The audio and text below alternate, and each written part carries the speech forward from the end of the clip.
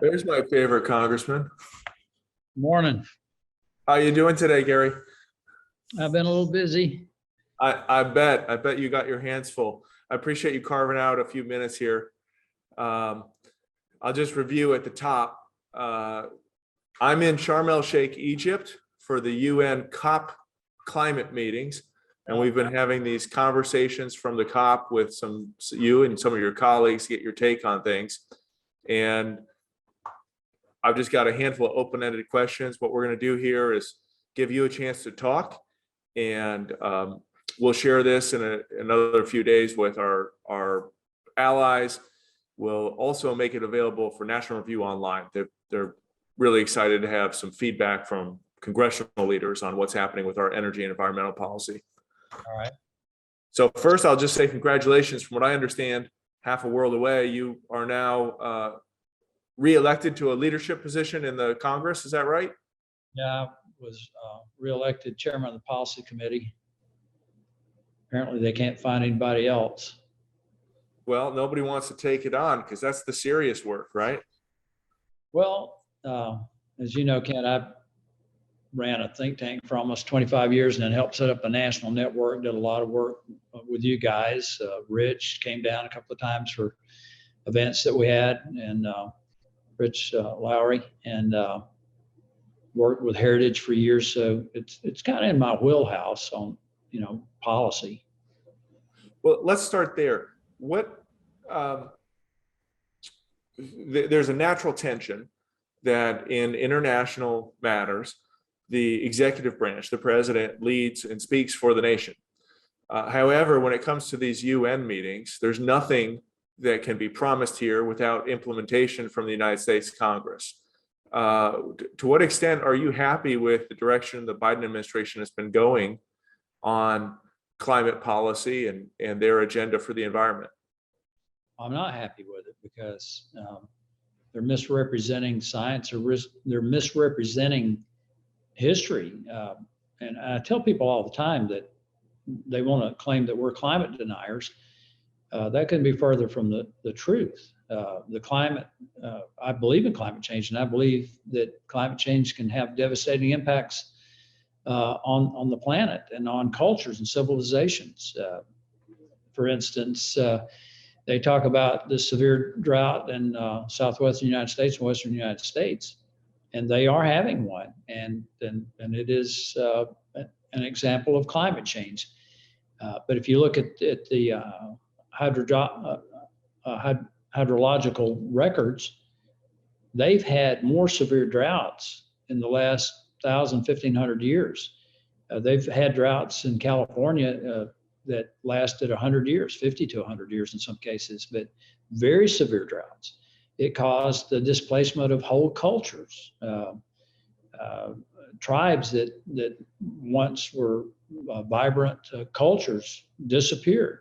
But what happened was they had to relocate, and they eventually got assimilated into other tribes. You take the Navajo and the Apache in the southwestern part of the United States. They're not literally indigenous people in the sense that they were here pre-Columbus. They arrived probably around the 14th, 15th centuries because they migrated from Canada and Alaska and places like that, and occupied areas that had been abandoned because of drought. I asked this question in a hearing. I'm on the select committee on the climate crisis, and they had a number of students in that hearing, and they had one of the witnesses was from NOAA, the National Oceanographic and Atmospheric Administration, and the other was the science director for the State Department. And I asked a very simple question. I said, has the Sahara always been a desert? And the guy from NOAA said, well, it depends on how you define always. And I said, we're not going that way. Either it has or it hasn't. And he said, well, I suppose since you asked the question, at some point in the geologic time scale, it was not as hot as it is now. And I asked the person who's the director of scientific affairs at the State Department, and the response was, we're not scientists. Yet they're making policy that will have an enormously negative impact on our economy? And the answer, Kent, is the Sahara's only been a desert between 4,000 and 5,000 years. Prior to that, had grasslands and water. There were Nubian and Egyptian settlements that are being excavated today by archaeologists.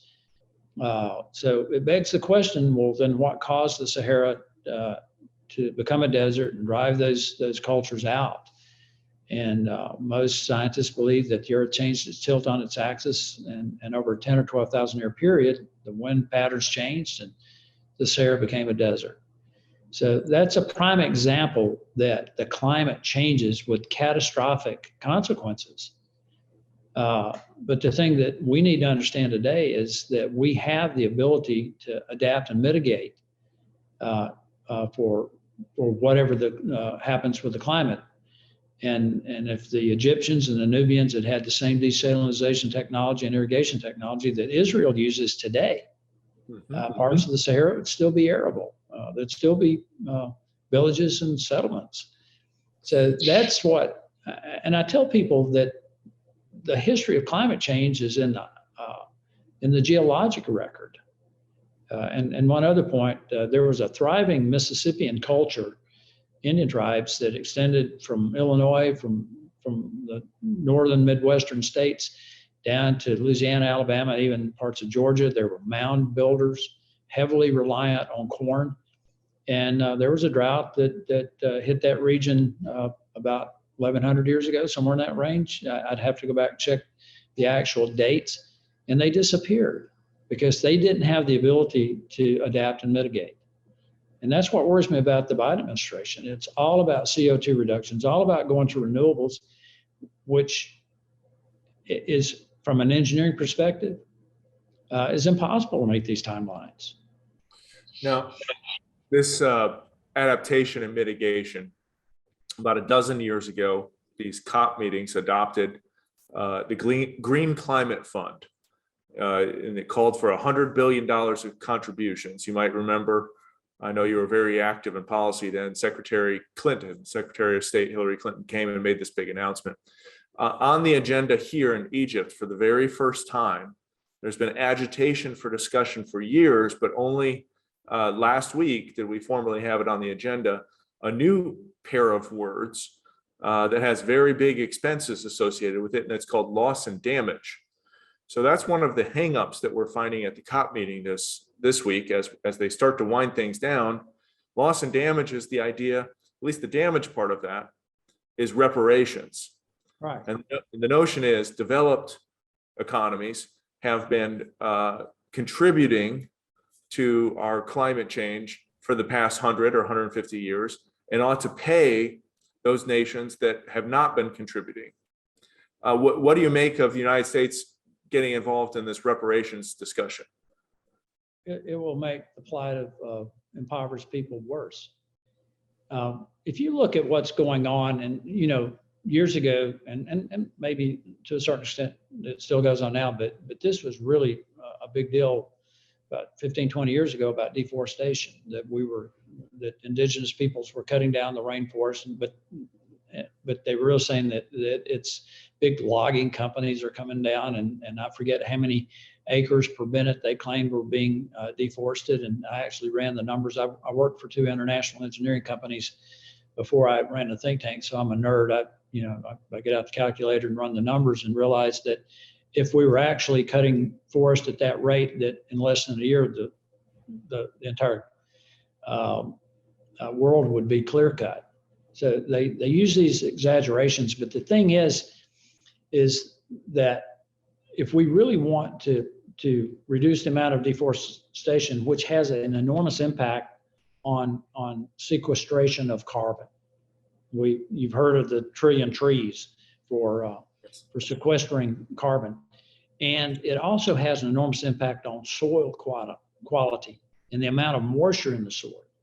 So if we invested more in natural gas, which, by the way, as the United States has converted from coal to natural gas, we've led the world in CO2 reductions.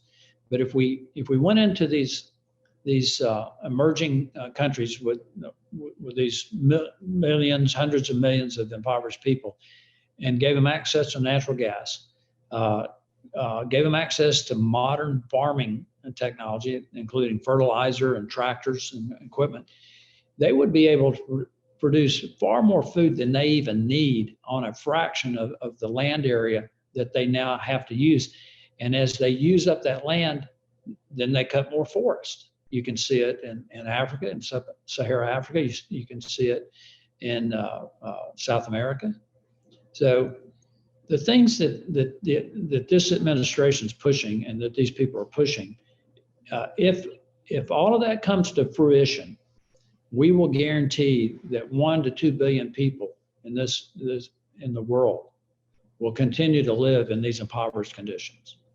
But if we want to turn that dynamic around, and there's been, and I think you know this, Kent, that there's studies out there from from world organizations that validate what I just said. Well, there's like Michael Schellenberger and yeah, there's a real common sense approach to this. If emissions are the problem, pick the lower emission fuel. The Germans are finding this problem today. They're receiving shipments of gas now, and simultaneously they're finding that they have to turn back on coal plants. They're deforesting to burn wood pellets. Right.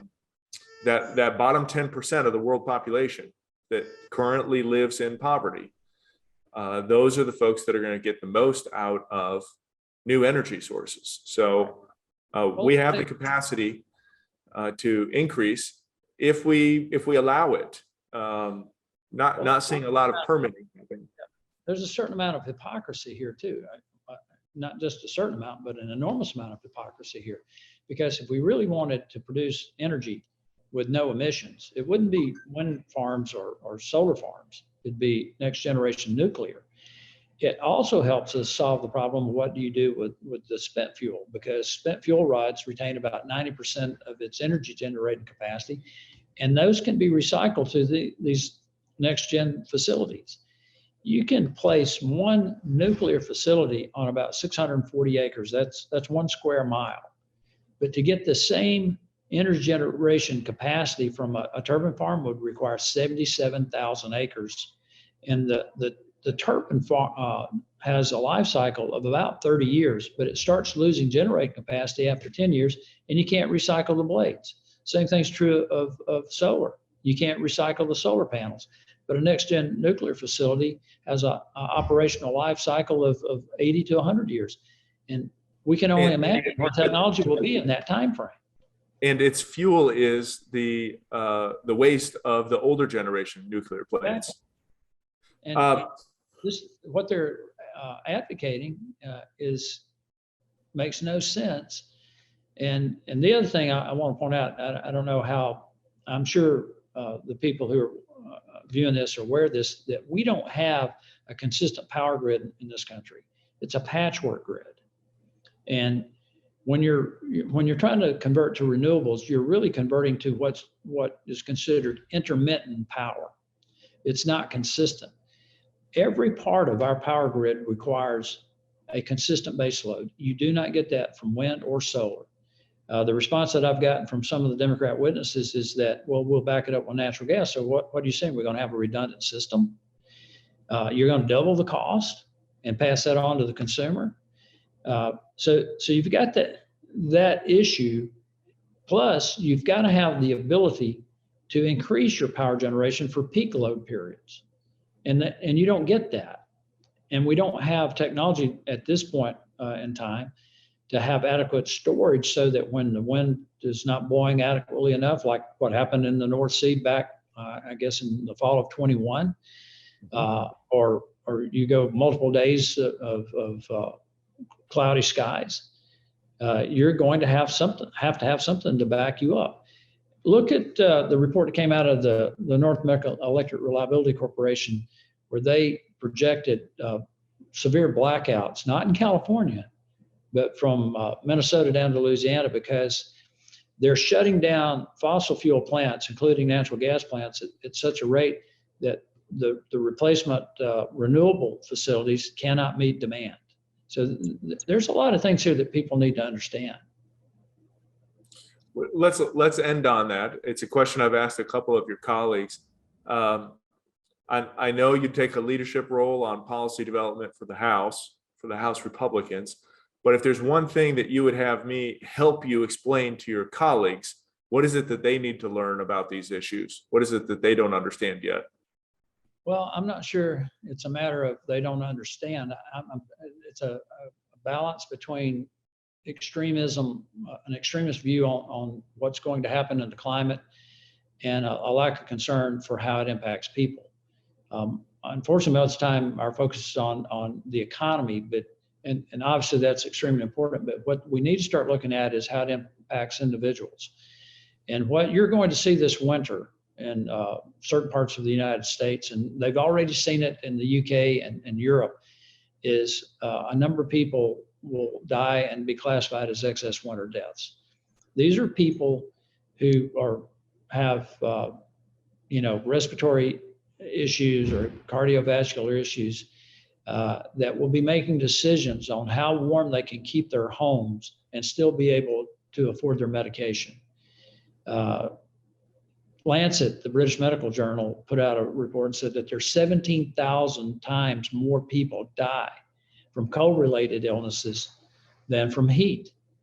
And this is not that these people are going to freeze to death. It's just that because of these conditions, and especially harmful to older people, they simply are choosing between heating and eating or heating and medicating.